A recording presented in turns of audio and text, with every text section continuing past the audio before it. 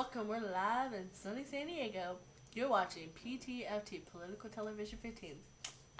We have a special guest with us today, Congresswoman Ms. Foss, who is running for the 52nd block. She will be discussing her views on targeting young voters and making them political aware. This is her second term for Congress. She's a representative for California along with 6 others. Today she is with us to discuss her campaign. Please welcome Ms. Foss. Hi, thank you for having me on the show. How are you? Good, how are you? I'm wonderful, thank you. Okay, before we start with a couple of questions, the first question is, so how are you targeting the young voters? One thing that my campaign is doing to target young voters is that we're going to local high schools and we are just making voting fun. We're telling them all the great things that they can do with voting, how they can lower college tuition. I believe that was one thing that was very big that our young voters were very concerned about, and loans for college. Wow, that's very good.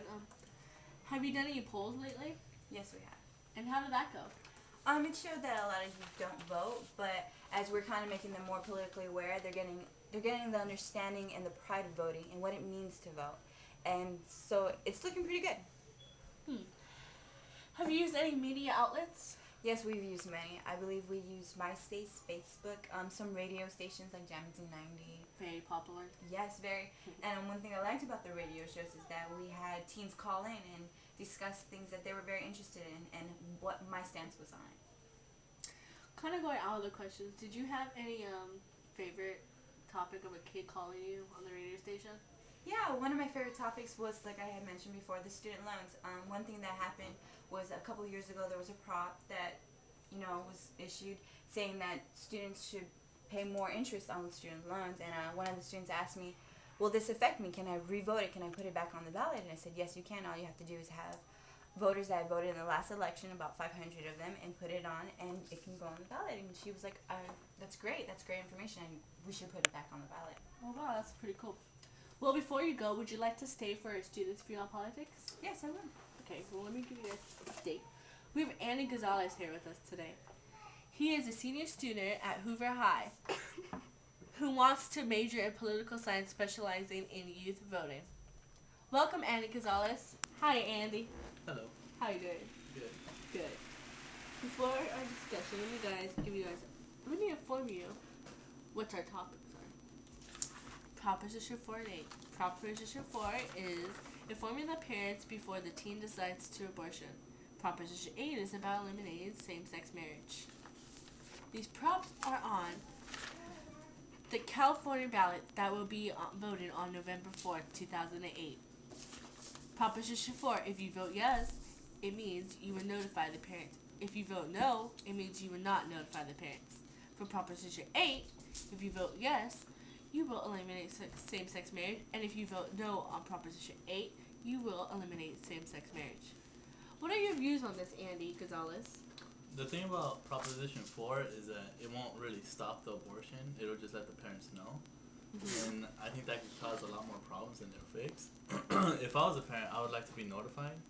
But then I know that a lot of parents out there will do a lot worse things than I would. Yeah.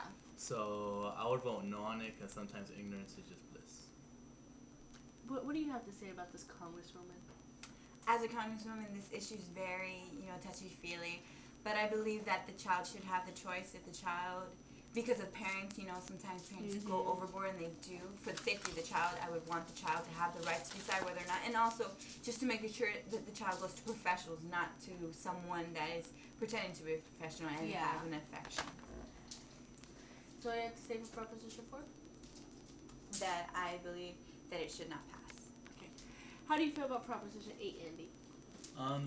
The thing about Proposition 8 is that, everything is on the 14th Amendment, like treating everyone equal, and letting gay people not get married is like treating them like an outcast. Like if somebody told me that I couldn't marry someone that I like just because she was a girl and I was a boy, I wouldn't like that. So I would vote against it, I would want gay marriage.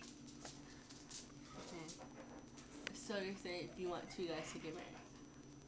Yeah. Okay. For you, how do you feel about Proposition 8? Again, like Proposition 4, it's a very touchy-feely subject. But like I said, I totally agree with Anthony Gonzalez that if 2 people love each other, that they should be able to marry. and that it's wrong for the government to be connected with church because marriage is a religious ceremony. So I believe that we should reform marriage and just have, single unionship, so where everybody can have the same rights. That's good. Do you guys have anything to say before we wrap this up? I just want to thank you for having me on the show. Thank you. Anything you have to say, Andy? No. Okay. Well, this has been a good day at P.T.F.T, Political Television for Teens. Good night.